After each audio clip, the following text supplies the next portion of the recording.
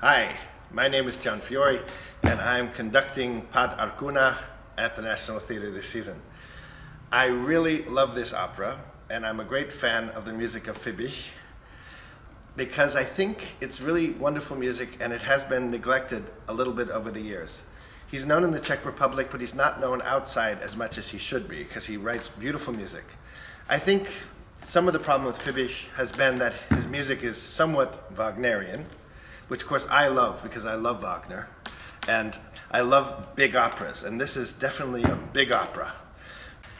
Anyway, Fibich did have some difficulties during his career, especially with the operas, because his music is rather Wagnerian, and the public at the time preferred the more traditional Czech composers like Dvořák and Smetana, also because there was a more national feeling in their music. Anyway, I think Fibich is just wonderful, and of course I love Wagner, so there's some Wagner in this music, and being somebody who has done Wagner here in Prague, having done The Ring and having done Parsifal, I was talking to Jiří Hershman and I said, you know, I really like Fibich, I would love to do some Fibich. And he said, wow, how about Pád Arkuna? It hasn't been done for many years. And I started looking at it, and I actually went into the library, the archive, and I sat down at the piano and I started playing and singing and everything. And it was interesting for them because none of them had ever heard much of this music, because there's a recording of parts of Helga, parts of Dargun, but not of the whole opera. So I actually sat down at the piano and sang the whole thing on videotape, but it's a private videotape. Anyway, I think it's wonderful music, and I also love the structure of it, because Pád Arkuna is basically one big three-act opera called Dargun, and it has a pre-opera called Helga. I find this very interesting because I think Pád Arkuna is like a little mini ring cycle, because you have the main opera, which is Dargun, which has 3 acts, so I would call that Walküre, Siegfrieden, Götterdämmerung, and it has a pre-opera called Helga, which I would call Rheingold. And so this structure is extremely interesting, and this all takes place in one evening. So it's a lot shorter than The Ring, and less expensive too, because you can see it all on one evening. Anyway, I think that the parallels are very interesting with Wagner, and not only in the music, the way it sounds, but also in the fact that Fibich uses a lot of motifs. And Wagner is famous for using something called the leitmotif, which is something that you hear that is associated usually with a character. Like this is Siegfried. Yeah, and you know, something like Valhalla, things like that, or The Ring. Lots of different motives mean certain things. And in this opera, it's not that they are associated with characters so much, or places. They're more about emotions or concepts or ideas. Anyway, I want to tell you the story of the opera first, and maybe I'll tell it act by act, and then play you some of the motives so it makes a little more sense. Unfortunately, I can't play and sing the whole thing for you because it's going to take too much time, especially to put the subtitles in. But I'm sorry it's not in Czech.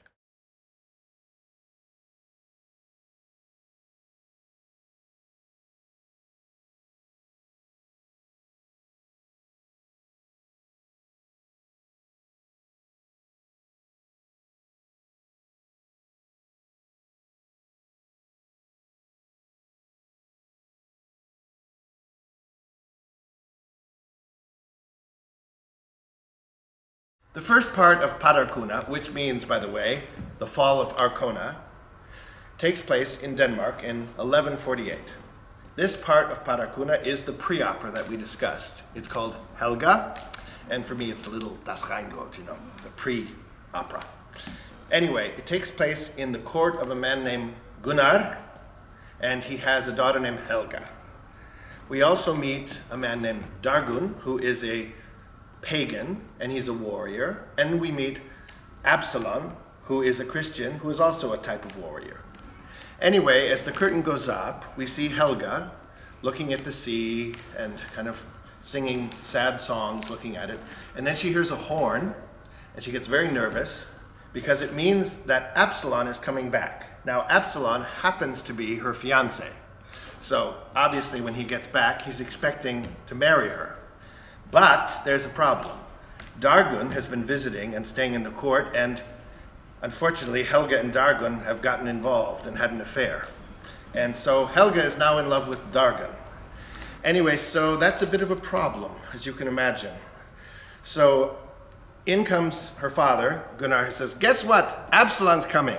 And she's like, oh my, okay. And then Dargan comes out, and Dargan actually doesn't intend on staying at the court because he has other plans. His big idea is to go and serve Svantovit, which is the pagan god, and he's going to go to Arkona, which is on the island of Rügen, which is now Germany, and he's going to go and be a high priest, and he's got this goal that he's going to become a very powerful figure in this pagan god's temple. And Helga's talking to Dargan and wants him to stay, obviously, and he says, I have other plans. And then Absalon shows up. Now, Absalon looks at Helga and sees that there's something not right. She looks very nervous and uncomfortable. And Gunnar says, come on, everybody, we're all together, let's have a drink. So we're going to have a big drink. I think they drink Becherovka, I'm not sure, something like that. Anyway, so they're all having a drink, and Dargan says, I don't want to drink with anybody because I'm a serious person and I stay by myself and I don't need to make friends with anybody because only weak people make friends. And Absalon is like, that's very insulting. I want to fight. And he picks out his sword, and Gunnar says, no fighting today because I want to have a nice drink. After that part is over, Dargan says, come with me, Gunnar, because I want to give you some nice gifts from my boat for all the nice hospitality. He also says something very interesting. He says to Gunnar, thank you for your hospitality and for your daughter. What does that mean? Well, I guess we know what that means because they've been fooling around. Anyway, they go off together, and we're left with Absalon and Helga. Now, Absalon says, my bride, I'm so glad to see you. And she gets all nervous, go away, go away. And he says, what's the matter? And basically he finds out that she's in love with Dargan. And he's very angry and he wants to kill her, and she says, kill me, I love Dargan more than anything. I don't care what you do to me. Anyway, so Absalon gets very upset, and there's a big fight and carrying on and screaming and all this stuff. And finally, Absalon calms down and he says, okay, I accept what's happened, and I love you so much anyway that I will accept what is done. Anyway, Helga is very moved by his behavior because he is very nice to her in the end. And she asks him one thing. She says, when Dargan comes back, please do not fight him if he wants to fight you, because you already challenged him to fight and he's probably going to come back. So please do not. And he says, okay. So then Dargan comes back and says, you want to fight? And Absalon says, no, I cannot do it. And then there's a big discussion about what's going to happen. Absalon thinks maybe that Dargan and Helga will be together, but Dargan makes it very clear that he's going off to do his journey to find Svantovit and have, come to the big temple and become a high priest and all these things. And he's about to go, and then Helga blurts out, you can't go, I'm pregnant with your baby, Dargan's baby. Anyway, Gunnar happens to come in at this point and hears this, and he's furious because he thinks that Dargan has shamed him, and he pulls a sword and he says, how could you do this to me and my daughter, and I'm going to kill you. And Dargan says, I don't want to get into a fight with you, old man. But the old man is so angry that he goes at Dargan and they have a fight, and Dargan kills him and he drops to the floor dead. And after this is all passed, Helga is left alone. Dargan says, I'm going to go serve Svantovit, and Absalon says, I'm going to become a priest. So everybody's alone at the end, and that's the end of Helga.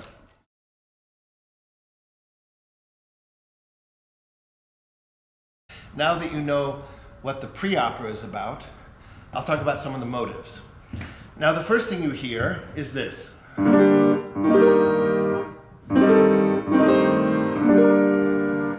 I'd say that is a motive that means the past.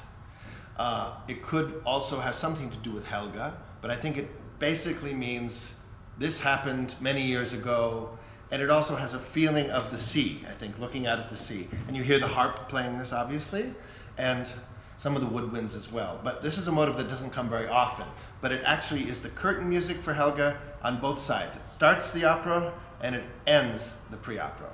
So you hear this again?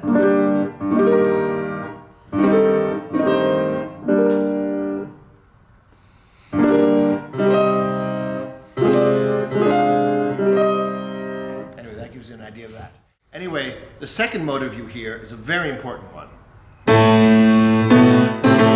That's a motive you hear a lot, especially in the first part of Pád Arkuna, because this motive basically has to do with Dargan and has to do with his relationship with Helga and the sin of having a child with her, being unmarried, you know?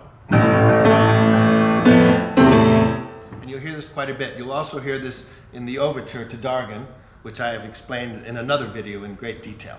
But I think that it's good to know this. Now there's a very important motive that you hear that runs throughout the entire Pád Arkuna, but that you hear the first time in Helga, and this has to do with love.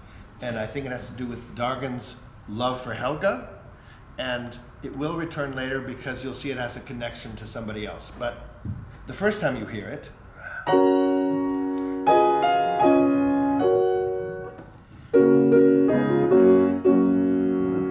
and this will come again, as I said.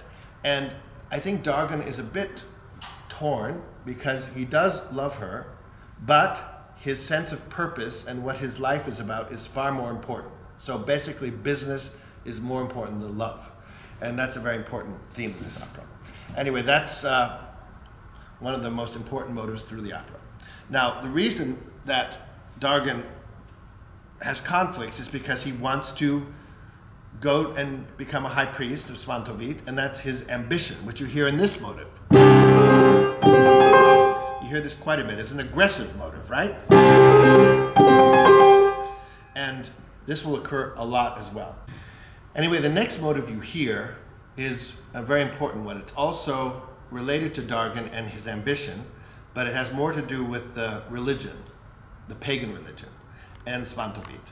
It has to do with the mystery of the whole thing, and this is a very atmospheric motive. And the first time you hear it, actually Dargan and Helga are singing at the same time, but I'll try and put it in the most basic form.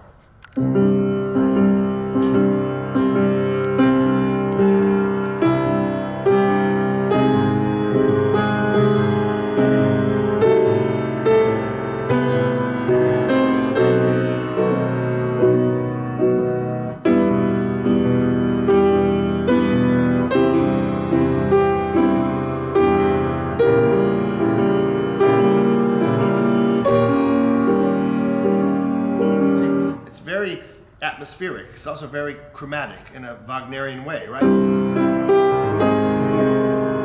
There's chords. And that will be a motive you'll hear quite a bit, especially in Helga, because he's thinking about his purpose in life, why he has to go and do this, Dargan, I mean. And you'll hear it also in the first act of Dargan later on. Okay, our next motive is the motive of Absalon. Now, Absalon is coming back from battle somewhere, and his motive is very heroic.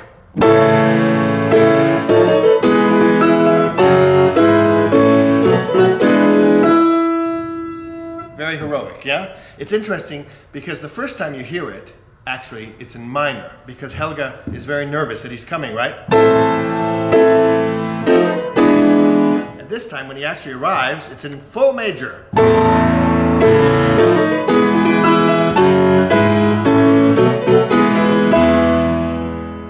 The next motive that's important is a motive that I think is associated with Helga. This is it.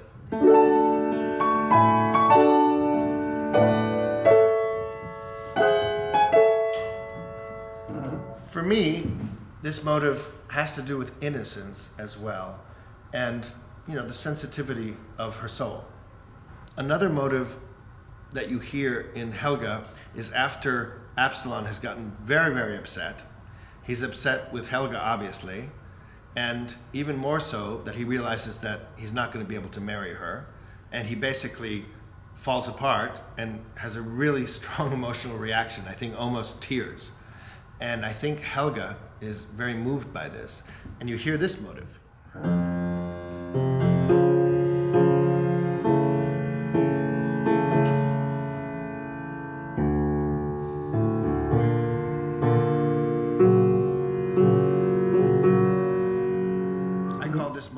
Compassion. And it's interesting because it doesn't appear in the main opera very often, but it does appear right at the beginning of the overture, and overture to Dargan, that is. Because Dargan has a big symphonic overture, whereas Helga just starts with this nice harp music. Dargen starts with a big overture, and after the first theme of that overture, you hear this compassion theme. It comes back. After that, when she's expressing her feelings and that she feels bad for Absalon, there's a motive that I call empathy, but I think it also is Helga. You hear this a lot. It comes back later in Dargen as well, and I'll explain why. You know, in the Helga part, it comes here. And it's quite touching. Anyway, after that, Helga basically says to Absalon that one must have faith, and of course she's Christian, and he's Christian. And we have a motive which I call Christianity in this opera. It's very chorale-like.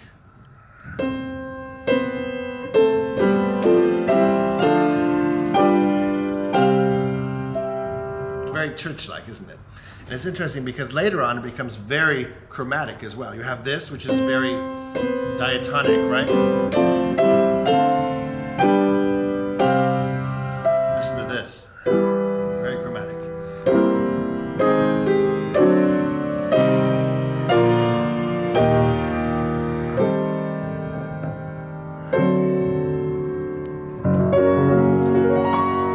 It's almost like Parsifal, you know? It's very religious, but it also gets extremely chromatic and very beautiful. Anyway, again, after all this discussion, Absalon is very moved, and he basically wants to sacrifice himself to her because he feels how important it is to Helga to have a relationship with Dargen. And this very beautiful music comes.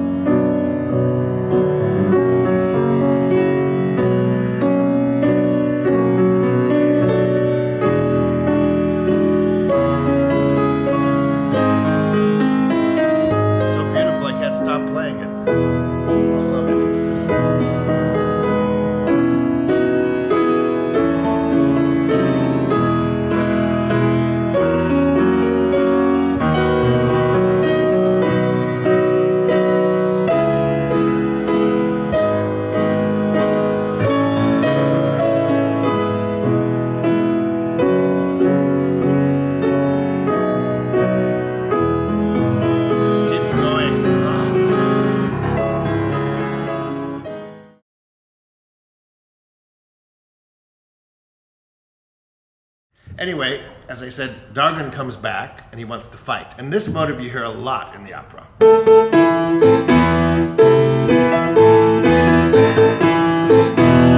I'd say that's battle, war, fighting. When this whole thing comes to the end, when Dargen says, I have to leave, we hear the motive of Svantevit's temple. Maybe it's just Svantevit, maybe it's just, you know, worshiping the pagan. But it's very interesting too, because it's very different from the Christian motive. This is the Christian motive. Right? This one is far more square. There's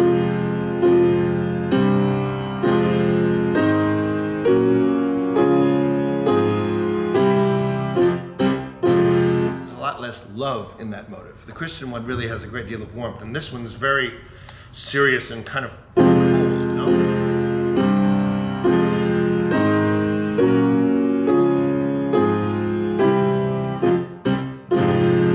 Sounds like a god that one is afraid of. So at that point, we're at the end of Helga.